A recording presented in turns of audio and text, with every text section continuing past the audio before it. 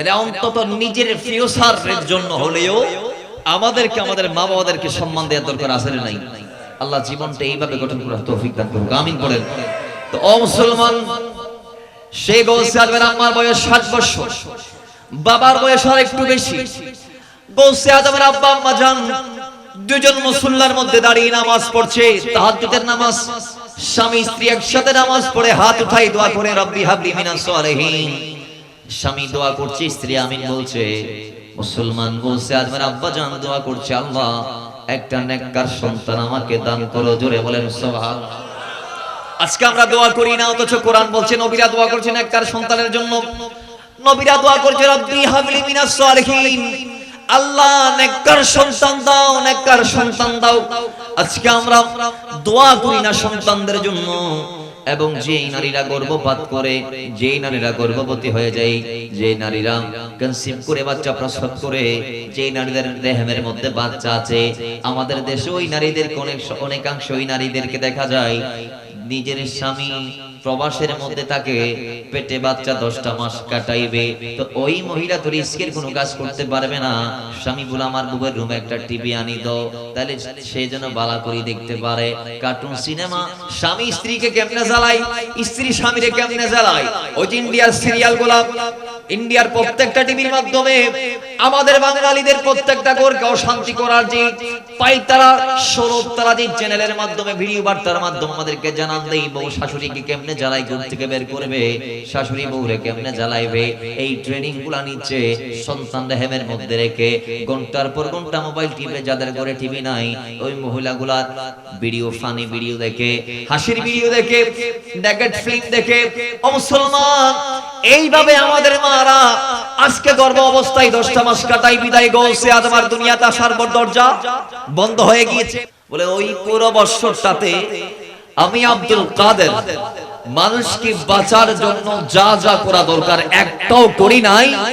আমি 1 সেকেন্ডের জন্য ঘুমাই নাই, বিশ্রামে যাই নাই, এক ফোঁটা পানি গালে দেই নাই, একটা লোকমা খাওয়ার দানাদার খাদ্য আমার পেটে প্রবেশ করাই নাই। ওইভাবে না খেয়ে না পান করে না ঘুমিয়ে না বিশ্রাম নিয়ে আমি আব্দুল কাদের 25তম বছরটা পুরোটা মওলাকে দিয়ে দিয়েছি। জোরে বলেন না সুবহানাল্লাহ। মোহাব্বতে দরুদে পাক পড়ে আল্লাহুম্মা সাল্লি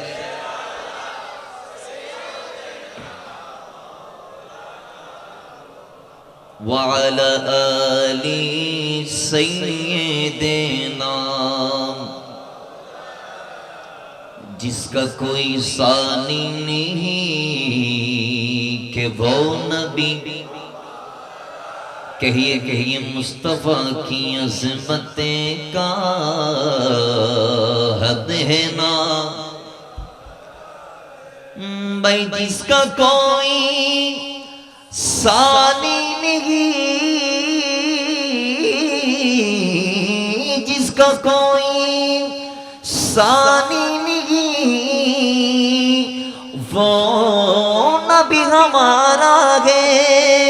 जिसका कोई सानी नहीं, वो नबी हमारा है। मुस्तफा की अज़मत का हद है ना,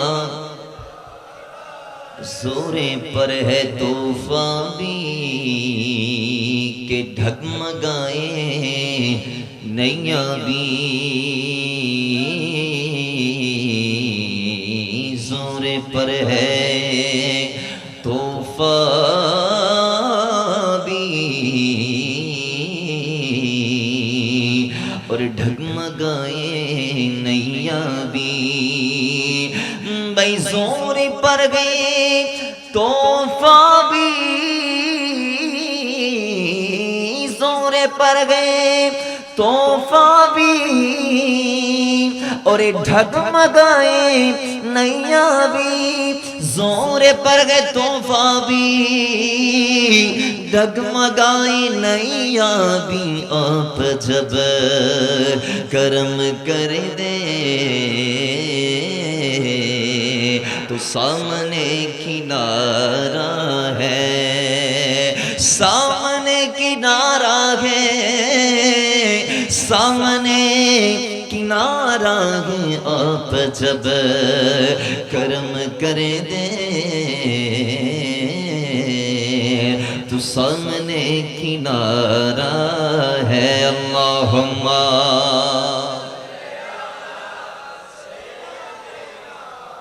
मौलाना मुहम्मद व अला आली सय्यिदना।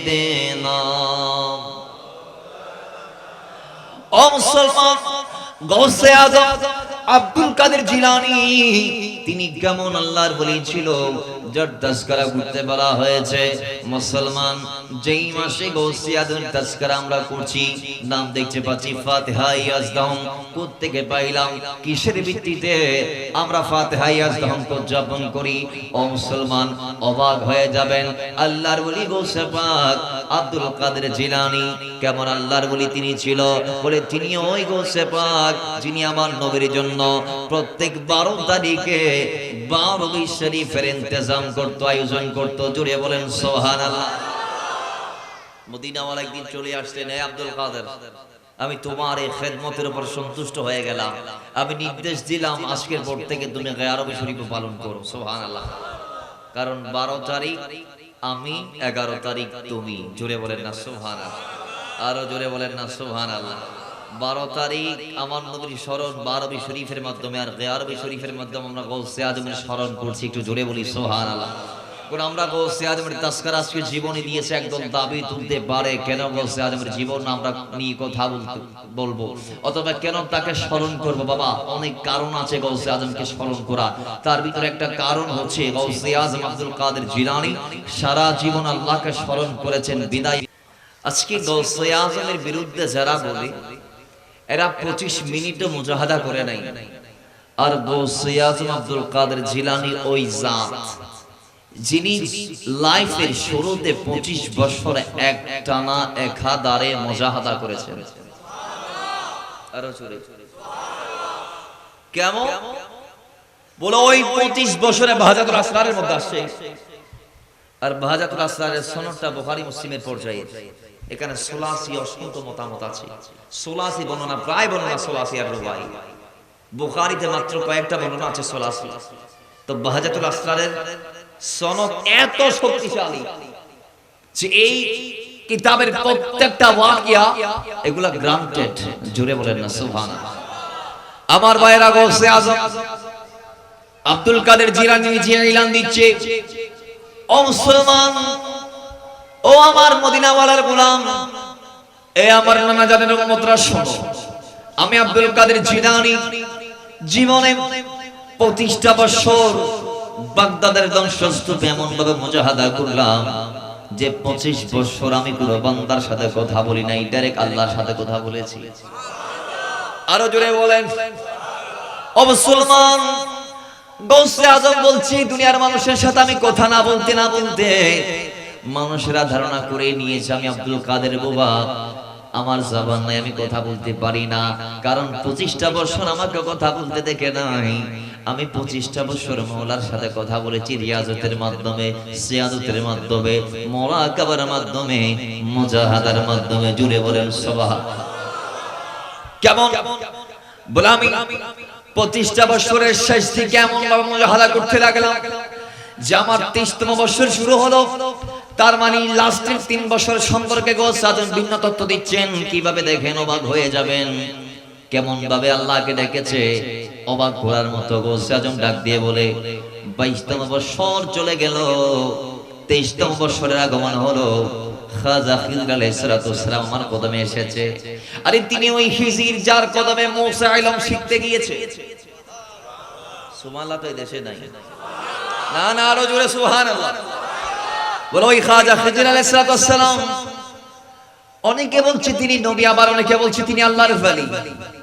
তো সেই ওয়ালায়াতের বাদশা খাজা খিজর আলাইহিস সালাম গৌসে আজমের কদমে আসলেন। এসে ডাক দিয়ে বলে, ও আব্দুল কাদের জিলানী, আমার আল্লাহ বলেছে আরো 1 বছর এই জায়গা থেকে আপনি নড়তে পারবেন না। জুড়ে বলে। এখন 23 বছর চলমান, বলেছে 1 বছর থাকতে হবে। গৌসে আজম বলে এমন ভাবে থাকলাম ওই পুরো বছর আমি আব্দুল কাদের আমি দানাদার খাদ্য খাইলাম, পানি নামক কোনো খাদ্য আমি খাই নাই, শুধু দানাদার খাদ্য কে আল্লাহর জিকির করেছি, ইবাদত করেছি, মুজাহাদা করেছি। মুসলমান আমি আপনি কি পানি ছাড়া একদিন থাকতে পারি? কথা বলেন না ভাই, পারি? আর গৌসে আজম নফসকে দাফন করে দিয়েছেন কিভাবে? বলে তিনি পুরো 1 বছর পানি ছুঁয়েও নাই, খাওয়া তো দূরের কথা। ওই আব্দুল কাদের জিলানী গালের ভিতরে 1 ফোঁটা পানি পান করার উদ্দেশ্যে 1টা ফোঁটাও তিনি প্রবেশ করায় নাই তার পাকস্থ দিতে। অমুসলমান এবার চলে গেল এই বছরটা।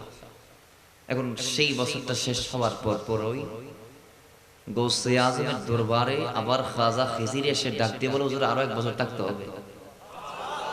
আরো কয় বছর? তাহলে 24তম বছর মুজাহাদা শুরু হয়ে গিয়েছে। এখন গৌসে আজম বলছে সেই বছরটা আরেকভাবে কাটাইলাম। কিভাবে? বলে পানি খেয়েছি পুরো বছর, দানাদার খাদ্য খাই নাই, যে পানি খাই কি আজীবন 1 বছর খাড়ম যাবে না? গৌসে আজম না খাড়াই আয় খাড়াই, শুধু পানি খাই, দানাদার কোনো খাদ্য না খাই, পুরো বছর আল্লাহর ইবাদত করছি, খাড়াই দি ফেলাই বড় করি ফরম না। সুবহান। কেমন বাবা আল্লাহ স্মরণ করেছে। আজকে আমি আপনি 3 বেলা পেট ভরে খেয়ে আল্লাহ স্মরণ করি না, শুকরটা আদা করি না। আর গৌসে আজম না কি আল্লাহর ইবাদত করেছে। তাও বাগদাদের ধ্বংসস্তূপে পুরো বাগদাদ ধ্বংস করে দিয়ে এই বর্তমানে ফিলিস্তিনের যে অবস্থা, এন্ডিলে বাগদাদি অনেক সময় ধ্বংস করে দিল যুদ্ধের মাধ্যমে। এই এর পরে বাগদাদের ধ্বংসস্তূপের ভিতরে গৌসে আজম 25 বছর খাড়া দিয়ে আল্লাহর ইবাদত ঘুরে ঘুরে বড় করে ফরমাস। আমার ভাইরা 24তম বছর শেষ, খাজা খিজির আলাইহিস সালাতু ওয়াস সালাম এসেছে। ডাক দিয়ে বলে আব্দুল কাদের জিলানী আরো 1 বছর আপনাকে এখানে থাকতে হবে, এটা আমার মওলার নির্দেশ। জোরে বলেন না সুবহানাল্লাহ। ও আল্লাহ, গৌসে আজম বলেন নাই আবার 1 বছর এইভাবে খাড়াই দিবি, পুরো আলাদা সিস্টেম কেন? বলে ওই পুরো বছরটাতে আমি আব্দুল কাদের মানুষকে বাঁচার জন্য যা যা করা দরকার একটাও করি নাই। আমি 1 সেকেন্ডের জন্য ঘুমাই নাই, বিশ্রামে যাই নাই, 1 ফোঁটা পানি গালে দেই নাই, একটা লোকমা খাওয়ার দানাদার খাদ্য আমার পেটে প্রবেশ করাই নাই। ওইভাবে না খেয়ে না পান করে না ঘুমিয়ে না বিশ্রাম নিয়ে আমি আব্দুল কাদের 25তম বছরটা পুরোটা মওলাকে দিয়ে দিয়েছি। জোরে বলেন না সুবহানাল্লাহ। শেষ 25 বছর খাজা খিজির এসে ডাক দিয়ে বলে আব্দুল কাদের জিলানী শেষ, আপনার পরীক্ষা, এখন যাইতে পারবেন মানুষদের সামনে। আল্লাহ আপনাকে নির্দেশ দিয়েছে আপনি মানুষদের সামনে যান, কথা বলুন, ইসলামের দাওয়াত দেন, পেগাম দেন, ইলান দেন। পথহারা মানুষদেরকে আপনি সঠিক পথের দিশা দেওয়ার জন্য পারফেক্ট হয়েছে। আল্লাহ আপনাকে অনুমতি দিয়েছে। রাতের বেলায় দেখা গিয়েছে মুস্তাফা এসে ইলান দিচ্ছে, এ বেটা যাও, আগামী কাল থেকে আমি নবীর দ্বীন ইসলামের সংস্কারের কাজ করো। জোরে বলে মনে রাখবেন গৌসে আজম ছিলেন মুজাদ্দিদে জামান। হাদিস পাকের মধ্যে যে ইলান দিয়েছে আল্লাহর হাবিব, ইন্নাল্লাহা ইয়াবআসু লিহাদিহিল উম্মতি আলা রাসি কুল্লি মিয়াতি সানাতিন মান ইউজাদ্দিদু লাহা দীনাহা। প্রত্যেক শতাব্দীর মাথায় একজন করে মুজাদ্দিদের আগমন হবে। ষষ্ঠ পঞ্চম শতাব্দীতে যার আগমন হয়েছে দ্বীন ইসলামের সংস্কার কাজ করার লক্ষ্যে, তিনার নাম আব্দুল কাদের জিলানী। আরে বাবা, এজন্য তোমার লকব মহিউদ্দিন, দ্বীনকে পুনরায় জীবন দানকারী।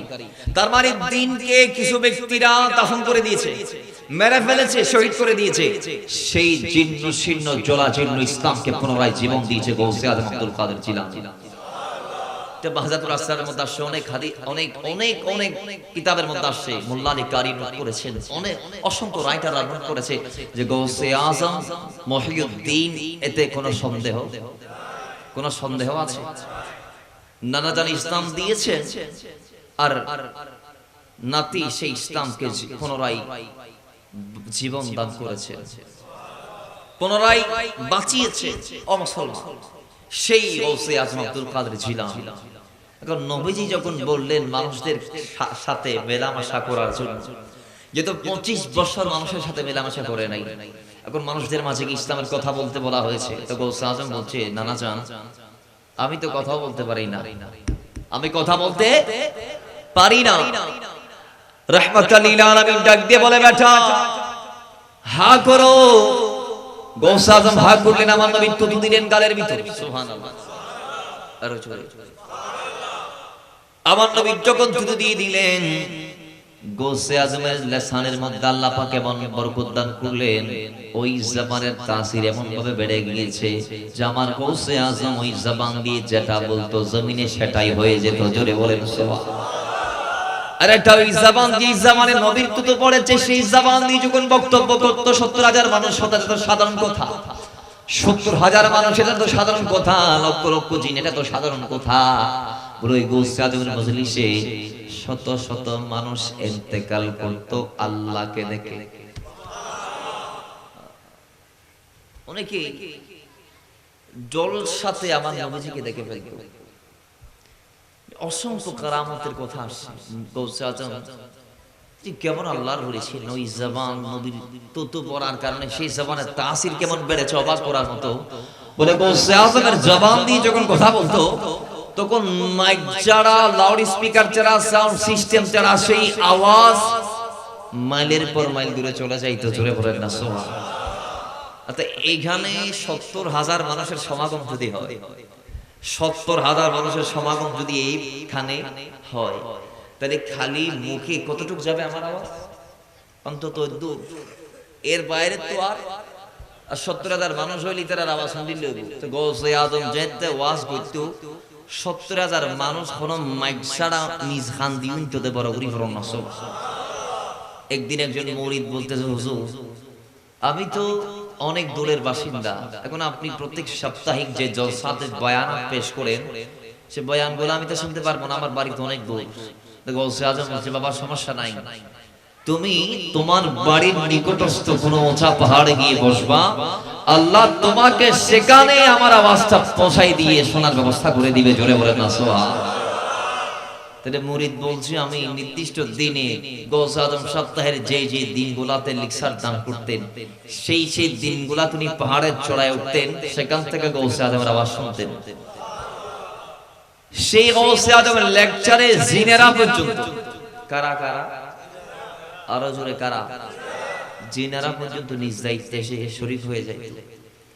তো ও মুসলমান, সেই মহান জাতে পাকের নাম হচ্ছে গৌসে আজম আব্দুল কাদের। কেমন ভাবে দুনিয়াতে আসছেন একটু আমরা সেদিকে যাই। মায়ের বয়স 60 বছর, বাবার বয়স আরো বেশি। আমরা সবাই জানি আমাদের দেশে স্বামীদের বয়স একটু বাড়তি থাকে, স্ত্রীদের চেয়ে স্বামীদের বয়স একটু বাড়তি, এটা স্বাভাবিক, এটা দুনিয়ার নিয়ম। কিন্তু আবার অনেকে আছে এটা সিস্টেম বানিয়ে ফেলেছে যে স্বামীর বয়সটা বেশি হবে, স্ত্রীর বয়স কম হবে। সিস্টেম ওভাবে না। নবীজি আবার আমাদেরকে জানানো দিয়েছেন 25 বছরের 40 বছরের মা খদীজাকে বিয়ে করে। জুড়ে বলেন না। তাহলে বয়সের চাইতে বেশি হলেও কোনো সমস্যা? আপনার সংসারটা টিকে থাকার জন্য একটাই টেকনিক, একজনকে আরেকজনকে বুঝতে হবে। সুবহানাল্লাহ। একজন যদি আরেকজনকে বুঝতে পারে, তাহলে ওই সংসার দীর্ঘস্থায়ী লাস্টিং করবে। কথা বলেন ঠিক কি না?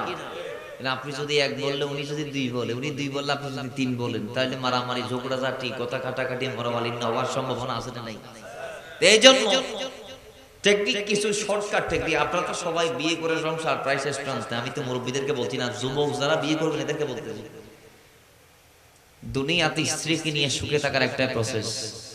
জৈনক একজন হিন্দুর জবান থেকে আমি শুনেছি, একজন হিন্দু বলছে, আশা করি কোন একটা তাদের প্রোগ্রামে এই কথাটা উনি বলেছেন, যে স্বামী আর স্ত্রী হচ্ছে চোখ আর হাতের মতো। সুবহানাল্লাহ। কেমন? বলে একজনের ব্যথায় আরেকজনকে ব্যথিত হতে হবে।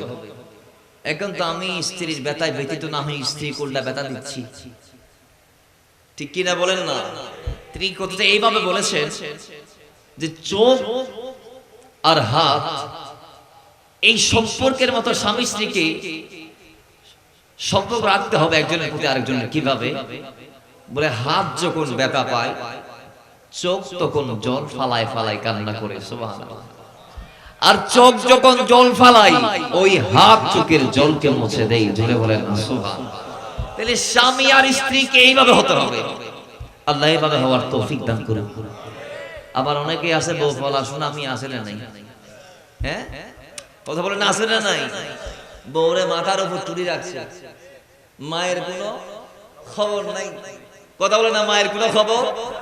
এরকম অনেক সুনামি আমাদের সমাজে আছে না নাই? শুনেন বাবা, মা আপনার জাহিরে খোদা, মা আপনার জান্নাত, মায়ের কদমের নিচে আপনার জান্নাত। মুসলমান সেই মা, তাকে ভালোবাসবেন, মাথার উপরে রাখবেন। স্ত্রীও ফেলে দেওয়ার মতো নয়, আপনার অর্ধাঙ্গিনী। স্ত্রীকে ভালোবেসে বুকে রাখবেন। কোথায়? বুকে। কোনদিন বুকের তাকে মাথার উপর তুলবেন না, আর মাথার উপর যে মা বাবার স্থান, সেই মা বাবাকে মাথার নিচে নামাবেন না। আল্লাহ যাকে তার মর্যাদা দেওয়ার তৌফিক দান করুক, আমিন পড়েন। তাহলে একজনকে ভালোবাসতে গিয়ে আরেকজনকে কষ্ট দেয়া যাবে? আল্লাহ নবী এমন একটা সমাজ বিনির্মাণ করতে চেয়েছেন, যেই সমাজে ছেলে মাকে নিয়ে, বাবাকে নিয়ে, স্ত্রীকে নিয়ে, তার ভাইকে নিয়ে একই ঘরে একসাথে থাকবেন। জোরে বলেন সুবহানাল্লাহ। কিন্তু আজকে আমরা বউ হওয়ার 3 মাসের মাথায় মা বাবার থেকে সম্পর্ক ছেদ করে জুদা হয়ে যাচ্ছে, আছে না নাই? এই ধরনের যুবক যদি এ সমাজে থাকে, সবাই মিলে তারে দড়ি, সবাই মিলে ফ্যামিলির সাথে এক করে দিবেন। মারামারির কথা আমি বলতেছি না, কারণ অনেকে ভাবতেছে মাইতে হতে পারলা জোরে বনে দড়ি, মাইক দিতে ঠিক হইতো না, বিয়া করে দড়ি ফুরিবার ল্যাট গোড়ায় দাও কে। মাথায় রাখবেন, আজকে আপনি ছেলে, আগামী কালকে আপনি বাবা হবেন, পরশু আপনার সন্তানের জন্য বউ আনবেন, এরপরের দিন আপনার সন্তানও আপনাকে কি অবস্থা করবে কি করবে না। তাহলে অন্তত নিজের ফিউচারের জন্য হলেও আমাদেরকে, আমাদের মা বাবাদেরকে সম্মান দেওয়ার দরকার আছে না নাই? আল্লাহ জীবনটা এইভাবে গঠন করার তৌফিক দান করুক, আমিন বলেন। তো ও মুসলমান, সেই গৌসে আজমের আম্মার বয়স 60 বছর, বাবার বয়স আর একটু বেশি। গৌসে আজমের আব্বা আম্মা জান দুজন মুসল্লার মধ্যে দাঁড়িয়ে নামাজ পড়ছে, তাহাজ্জুদের নামাজ। স্বামী স্ত্রী একসাথে নামাজ পড়ে হাত উঠাই দোয়া করে, রব্বি হাবলি মিনাস সালিহিন। স্বামী দোয়া করছে, স্ত্রী আমিন বলছে।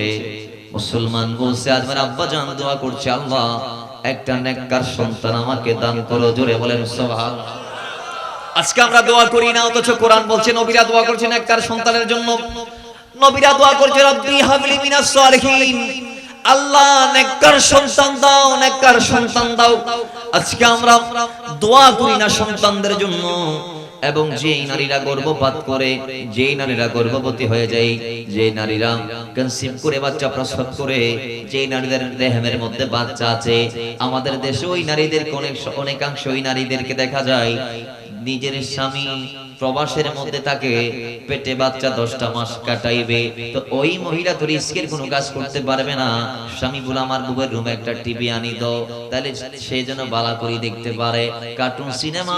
স্বামী স্ত্রীকে কেমনে জ্বালায়, স্ত্রী স্বামীরে কেমনে জ্বালায়, ওই যে ইন্ডিয়ার সিরিয়াল গুলা, ইন্ডিয়ার প্রত্যেকটা টিভির মাধ্যমে আমাদের বাঙালিদের প্রত্যেকটা ঘরকে অশান্তি করার যে পাইতারা সরব, তারা যে চ্যানেলের মাধ্যমে ভিডিও বার্তার মাধ্যমে আমাদেরকে জানান দেই, বউ শাশুড়িকে কেমনে জ্বালাই, ঘর থেকে বের করবে, শাশুড়ি বউরে কেমনে জ্বালাইবে, এই ট্রেনিং গুলা নিচ্ছে সন্তান রেহেমের মধ্যে রেখে। ঘন্টার পর ঘন্টা মোবাইল টিপে, যাদের ঘরে টিভি নাই ওই মহিলাগুলা ভিডিও, ফানি ভিডিও দেখে, হাসির ভিডিও দেখে, নেকেড ফিল্ম দেখে। ও মুসলমান, এইভাবে আমাদের মারা আজকে গর্ভ অবস্থায় 10টা মাস কাটাই, বিদায় গৌসে আদমার দুনিয়াতে আসার দরজা বন্ধ হয়ে গিয়েছে, জমিন আসে না। আজকে আমাদের সন্তানগুলা সমাজে ফেন্সিডিল খায়, ইয়াবা খায়, গাঞ্জা সেবন করে, মা বাবাকে কষ্ট দেয়। সন্তান হয়ে মায়ের উপর অত্যাচার করে, স্বামী হয়ে স্ত্রীর হক নষ্ট করে, স্ত্রী হয়ে স্বামীর হক আদায় করে না, মুরব্বি দেখলে সম্মান করে না, পাঞ্জাগারে নামাজে পাবন্দি নাই, কোরআন খুলে পড়ার সুযোগ নাই। আমাদের সন্তানগুলো আজকে বেওয়াফা হয়ে গিয়েছে, দর্দর্শ টাইপের হয়ে গিয়েছে, তাও মা বাবার কারণে। কারণ আল্লাহ নবী হাদিসের মধ্যে বলেছে, তোমার পেটে সন্তান থাকা অবস্থায় মা সে যদি জাহান্নামী হয়ে যায়, সে যদি তাকদীরের মধ্যে জাহান্নামী হিসেবে লিখিত অবস্থায় দুনিয়াতে আগমন করে, সেই সন্তান পেটে থাকা অবস্থায় কোন মা যদি একটা খতম কোরআনে পাকের দিতে পারে, তাহলে মায়ের কোরআনে পাকের খতমের ওসিলায় আল্লাহ সন্তানকে জাহান্নামী হলেও জাহান্নামের লিস্টে থেকে নাম কেটে জান্নাতের লিস্টে ভুক্ত করে দেয়। জোরে বলেন সুবহানাল্লাহ। আজকে সমাজে কি এগুলো আছে? নাই মুসলমান, আজকে আমাদের মা বাবা দোয়া করে না, গৌসে আজমের আব্বা আম্মা একসাথে তাহাজ্জুদের নামাজে দাঁড়িয়ে মুসল্লার মধ্যে কি মুসল্লাই একই সাথে নামাজ পড়ে গৌসে আজমের আব্বা দোয়া করে আম্মা জান আমিন বলছে। উভয়জন সাইয়্যিদজাদা সাইয়্যিদজাদি দুইজনেই মিলে আমার নবীর বংশধর, তারা উভয় দোয়া করে। আর আমাদের দেশের স্বামীরা রাতের বেলায় আমাদের স্ত্রীদেরকে নিয়ে ফিল্ম দেখে আসে না নাই? জোরে বলেন আছে না নাই? স্বামী স্ত্রী একসাথে লুডো খেলা আছে না নাই? ও মুসলমান, এগুলোর নাম ইসলাম নয়। ইসলাম ওইটার নাম নয়, ইসলাম সেটাকে বলে যে ইসলামের মধ্যে মানবতা আছে, যে ইসলামে নারীরা পর্দা করে। আজকে আমাদের দেশের মধ্যে হুজুরকে বিষয় দিয়েছেন কয়টা নারী পর্দা করে? যেই নারীগুলা বেপর্দা স্কুলে যায় সে আমার মেয়ে। যেই স্বামী স্ত্রী কাজকে পর্দার নির্দেশটা দিচ্ছে না, যার অসচেতনতার কারণে তার স্বামী বেপর্দায় ঘরের বাইরে বেরোয়, অথচ আল্লাহর নবী ডাক দিয়ে বলে যেই পুরুষ স্ত্রীকে কন্ট্রোল করতে পারে না, ডাক দেওয়ার ক্ষমতা রাখে না, অথবা ইচ্ছা মতো বেপর্দা স্ত্রীদেরকে লেলিয়ে দেয়, সেই স্বামী হচ্ছে দাইয়ুস। আর মনে রেখো, দাইয়ুস কখনো জান্নাতে যাইতে পারবে না। জোরে বলেন নাউজুবিল্লাহ। তো মুসলমান, আমাদের নারীদেরকে পর্দা করার দরকার আছে না নাই? গৌসে আজমের মায়ের পর্দা ছিল কি ছিল না? কেমন ছিল বলা? গৌসে আজমের আব্বা সৈয়দ আবু সালেহ মুসা জাঙ্গিদুস রাহমাতুল্লাহ আলাইহি 12টা বছর গৌসে আজমের নানার বাড়িতে ছিলেন। গৌসে আজমের আম্মা জানের বাড়িতে ছিলেন 12 বছর। তিনি নিজেও জানেন না সেই ঘরে একটা নারী আছে। মুসলমান, আজকে আমাদের দেশেও আমরা অনেক ছেলেকে রাখি আমাদের ঘরের কাজবাজ করার জন্য, কিন্তু তারা আমাদের ঘরের বাড়ির ভিতর বসখানার ভিতর গিয়ে ডাইনিং টেবিলে বসে আমাদের বউদের সাথে খানা খায় আছে না নাই? জুড়ে বলেন না।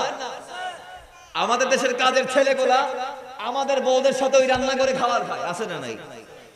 না বালেক হলে কথা বালেক বেড়া ইতে বউ আছে, ইতে বাবি ডাহি ডাহি আরে বাজারে কি ছাড়া এড়ে হরে যাচ্ছে বসখানার ভিতর। তাহলে শতান কি ইতেরে কমন্ত্রণা দিতে পারে না পারে? এতে কি আল্লাহর ওলি দিতে না? তাহলে আর নারীও এই জিনিসটা মাথার রাখানোর দরকার আছে না নাই? এই নারী, আপনার চেহারা পর পুরুষকে দেখান কেমনে? এই চেহারা তো আপনার, যারা আপনার জন্য যারা বিয়ে বন্ধনে আবদ্ধ হওয়া হারাম, তারা ছাড়া, আপনার স্বামী ছাড়া, গায়রে মাহরাম ছাড়া কোনো ব্যক্তি তো এই জিনিসটা দেখতে পারবে? এখন আপনি কাকে দেখাচ্ছেন? মাহরাম ছাড়া আপনি কাকে দেখাচ্ছেন জিনিসগুলা? যে আসিতে এখন আমাদের দেশে তো ভিক্ষুক আসছে, অনেক সময় আমাদের দেশের বৌমারা গিয়ে খরাত দেয় ভিক্ষুককে, ওর ইয়ে করে অবমা যায় এরা খরাত দেয়, তাহলে একদম। আর আর মা বোন লোক তো কারণে মেকআপ গরনিতে আর একখান খাম ফজর ধুড়ি মতো একবার মারি দো, সন্ধ্যায় আর গো মারি দো, আসলে কথা বলেন না। এগুলার কোনো মানে আছে? কথা বলেন, এগুলার কোনো দরকার আছে? স্বামীকে দেখানো ছাড়া একজন স্ত্রী সাজগুজু করা হারাম, ঠিক কিনা বলেন না? স্বামীর সন্তুষ্টির নিয়ত ছাড়া একজন নারী সাজগুজ করার প্রশ্নই। আল্লাহ বোঝার তৌফিক দান করুন। আরো জোরে বলেন। তাহলে কোন আব্বা আম্মা দোয়া করতেছে, আল্লাহ রব্বি হাবলি মিনাস সালিহিন, নেককার সন্তান দাও। দোয়া কবুল করে নিয়েছেন কে? আরো জোরে মোহাব্বতে বলেন। আল্লাহ ডাক বললে জীবনের গুনাহ মাফ আছে না নাই? আরো জোরে বলুন। ও মুসলমান, এবার রাতের বেলা রাহমাতুল লিল আলামিন এসেছেন, এসে ডাক দিয়ে বলে, ইয়া আবু সালেহ, হে আবু সালেহ মুসা জঙ্গি, আল্লাহর দরবারে ফরিয়াদ করেছিল, রব্বি হাবলি মিনাস সালিহিন, আল্লাহ একটা নেককার সন্তান দান করো। আমি রাসূল সুসংবাদ দেওয়ার জন্য এসেছি, আতাকাল্লাহু ইবনান সালেহান, আল্লাহ তোমাকে একটা নেককার ছেলে সন্তান দিয়েছে। ওয়া হুয়া ওয়ালাদি, তিনি আমি নবীর আওলাদ। আরে এ আবু সালেহ শোনো, ওয়া মাহবুবি, তিনি আমার প্রিয়, ওয়া মাহবুবুল্লাহ, তিনি আমার আল্লাহর প্রিয়, ওয়া সায়াকুনু লাহু শানুন ফিল আউলিয়ায়ে ওয়া লাকাতাবি কাশানি বাইনাল আমবিয়া ওয়া রাসূল। বলে নবী রাসূলদের মাঝে আমি নবী যেমন সেরা, আমার উপরে যেমন কোন নবী নাই, কোন রাসূল নাই, সেম দেখ তোমার ছেলে আব্দুল কাদের, তিনি হবে গৌস কুতুব ওলিদের মাঝে সেরা। আরো জোরে বলেন। যার দরুন গৌসে আজম একদিন পীরের খানকাতে বসে আছে, মুরিদদের কাতারে বসা, গৌসে আজম কোন একটা প্রয়োজনে হুজরার বাইরে গেল। মুসলমান পীর তৎক্ষণাৎ ডাক দিয়ে বলে, আমার বাকি মুরিদরা শোনো, এই মুহূর্তে যেই ছেলে আব্দুল কাদের আমার দরবার থেকে বের হলো, সেই ছেলে একদিন বাগদাদ জামা মসজিদে দাঁড়িয়ে বলবে, কদমি হাযিহি আলা রাকাবাতি কুল্লি ওয়ালিইল্লাহ, প্রত্যেক ওয়ালি জমিনে যারা এসেছো তাদের কদম, তাদের কাঁধে আমি আব্দুল কাদেরের কদম। ওরে এই ছেলেটা একদিনে কথাটা এলান দিবে। ও মুসলমান, পীরের ভবিষ্যৎবাণী সত্যায়ন হয়ে গিয়েছে। একদিন বাগদাদ জামা মসজিদের মিম্বরে দাঁড়িয়ে আমার গৌসে পাক জজবার হালতে চলে গেলেন। আলোচনা করতে করতে এক পর্যায়ে তিনি বলে দিলেন, কদমি হাযিহি আলা রাকাবাতি কুল্লি ওয়ালিইল্লাহ, আল্লাহর এই জাহানে যত ওয়ালি আছে সবার কাঁধে আমার কদম। আর জোরে বলে, ও মুসলমান, গৌসে আজম ডাক দিল, জমিনের আনাচে কানাচে ওয়ালিতে গলিতে নগরে বন্দরে গ্রামে গঞ্জে যত আল্লাহর ওয়ালি ছিল, প্রত্যেক ওয়ালির কাঁধে, প্রত্যেক ওয়ালির কানের মধ্যে আল্লাহ সেই সংবাদ, সেই ইলান, সেই ফরমান, সেই জারিটা পৌঁছাই দিয়েছে। ইভেন কি যারা কবরে ছিল সেখান থেকে কবরস্থ আল্লাহর ওয়ালিরা মেনে নিল, আর যারা বায়ের প্রেমে ছিল তারা সেখান থেকে মেনে নিয়েছে।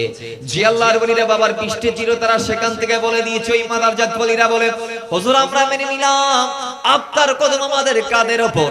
আর যে আল্লাহর ওয়ালিরা আলেম আর ওয়ার মধ্যে ছিল, রূহের জগতে হায়াত কাটাচ্ছে, দুনিয়াতে কোনো আসে নাই, আসার টাইম হয় নাই, পরবর্তীতে আসবে, তারা সেখান থেকে বলে দিয়েছে, হুজুর আব্দুল কাদের ও গৌসে আজম আপনাকে আমরা মেনে নিয়েছি। জোরে বলে, সেই ডাকটা পৌঁছাইলে কোথায়? গরিব নওয়াজের কানে। তিনি ছিলেন কোথায়? বলে, সেই গরিব নওয়াজ গৌসে আজমের ডাক দেওয়া অবস্থায় নিশাপুরের গভীর পাহাড়ের মধ্যে গৌসে আজমের ভাগিনা গরিব নওয়াজ, তিনি ওই সময় মুজাহাদার মধ্যে ছিলেন, ধ্যান অবস্থায় ছিলেন, আল্লাহকে পাওয়ার জন্য সাধনা অবস্থায় ছিলেন। আমার ভাইরা, গৌসে আজম ডাক দিয়েছে, কদমি হাযিহি আলা রাকাবাতি কুল্লি ওয়ালিইল্লাহ, আমার কদম প্রত্যেক ওয়ালিদের কাঁধে। গৌসে আজমের বাগিনা গরিব নওয়াজ সেই ডাকটা শুনে ফেললো। এখন অনেকে বলবেন কেমনে সম্ভব? আরে সম্ভব না কেমনে বলেন? ইমাম বুখারী শরীফের 6500 নং হাদিসের মধ্যে ইলান দিয়েছে। মিশকাতুল মাসাবির মধ্যে 197 নং পৃষ্ঠার মধ্যে হাদিসে এসেছে, হাদিসের মান হাদিসে কুদসি। ইমাম বুখারী হযরত আবু হুরায়রা রাইতেবারে হাদিসটা নোট করছেন। ইমাম বুখারী আবু হুরায়রা রাদিয়াল্লাহু তাআলা বর্ণনাকারী হিসেবে নাম উল্লেখ করেছেন। হযরত আবু হুরায়রা বলছেন, কথা আমার নয়, আমার নবী থেকে আমি, আমার নবী ডাক দিয়ে বলে, এটা আমার নয়, ইন্নাল্লাহ তাআলা ক্বাল, এটা হচ্ছে আল্লাহর কথা। জুড়ে বলেন সুবহানাল্লাহ। এজন্য হাদিসের মান হাদিসে কুদসি, সেই হাদিস আসছে, আল্লাহর ওয়ালিরা নফল ইবাদত করতে করতে যখন আল্লাহকে পেয়ে যায়, আল্লাহ যখন তাদেরকে ভালোবেসে ফেলে, আল্লাহ বলছে, হাত্তা হিবাহু ফাইদা আহবাবতুহু ফাকুনতু সামাহু আল্লাযী ইয়াসমাউ বিহি ওয়া বাসারাহু আল্লাযী ইবসিরু বিহি ওয়া ইয়াদাহু আল্লাতী ইয়াবতিশু বিহা ওয়া রিজলাহু আল্লাতী ইয়ামশি বিহা ওয়া লা ইন সাআলানি লাউতিয়ান্নাহু ওয়া লা ইন ইস্তাআযানি লাউইযান্নাহু। বলে আল্লাহর ওয়ালিরা আল্লাহকে যখন পেয়ে যায়, তাদের ইবাদত দেখে আল্লাহ যখন তাদেরকে ভালোবেসে ফেলে, ওই সময়ে আল্লাহর ওলিদের চোখ আল্লাহর চোখ হয়ে যায়, আল্লাহর ওলিদের কান ফাকুতু সামাহুল্লাযী ইয়াসমাউহি, আল্লাহর কান হয়ে যায়, আল্লাহর ওলিদের চোখ আল্লাহর চোখ হয়ে যায়, আল্লাহর ওলিদের হাত আল্লাহর হাত হয়ে যায়, আল্লাহর ওলিদের কদম আল্লাহর কদম হয়ে যায়। জোরে বলে, গরিব নওয়াজ যে কান দিয়ে শুনেছে সেটা গরিব নওয়াজের কান নয়, সেটা আল্লাহর কুদরতি কানে মুবারক। জোরে বলে সুবহানাল্লাহ। সেই কান দিয়ে শুনতে পাইলেন গৌসে আজমের ডাক, যিনি বলছে, কদমি হাযিহি আলা রাকাবাতি কুল্লি ওয়ালিইল্লাহ, আমার কদম প্রত্যেকের কাঁধে। তো গরিব নওয়াজ ডাক দিয়ে বলে, হুজুর ও আব্দুল কাদের জিলানী, ইসলাম ধর্মের আপনি এত বড় একজন মহান সংস্কারক, আপনার কদমটা কাঁধে নিলে ভোগটা আদায় হবে না। হুজুর আমি বলে দিলাম, আপনার কদম কদমাকা আলা রাসি ওয়া আইনি, আপনার কদম আমার চোখের উপর, আমার মাথার উপরে। জোরে বলেন সুবহানাল্লাহ। আরো জোরে বলেন না সুবহানাল্লাহ। হুজুর আপনার কদম আমার চোখে, আমার কাঁধে, আমার মাথায়। শায়ের ডাক দিয়ে বলে, আরে গরিব নওয়াজি নিশাপুরে গভীর অরণ্যে গৌসে পাকের গৌসিয়তের সমর্থনে। সুবহানাল্লাহ। আরে বলেন আমারে মাথায় চোখে আপনার চরণ দোকানা নাই রে তুলনা আমার গৌসে আজম জিলানীর নাই রে তুলনা বলি গৌসে আজম জিলানীর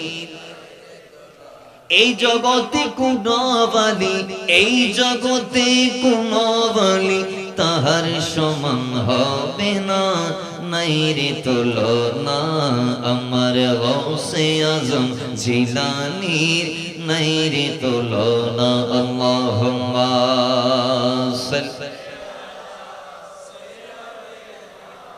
মাওলানা মুহাম্মদ ওয়া আলা আলি সাইয়্যিদিনা। তাহলে মুসলমান সেই জাতের নাম আব্দুল কাদের জিলানী, যে জাত ইলান দেওয়ার সাথে সাথে নত শিরে কর্ণবরণ যত গৌস জামানা ছিল সবাই জুড়ে বলেন না সুবহানাল্লাহ। জাস্ট বলেছে আমার কদম প্রত্যেকের কাঁধের উপরে, সবাই মেনে নিয়েছে। তো বোঝা গিয়েছে গৌসে আজমকে যিনি মেনে নিয়েছে ভেলায়তের অধিকারী জমিনে তিনি হয়েছে। আমাদের মানার দরকার আছে না নাই? এখন অনেকে মানতে না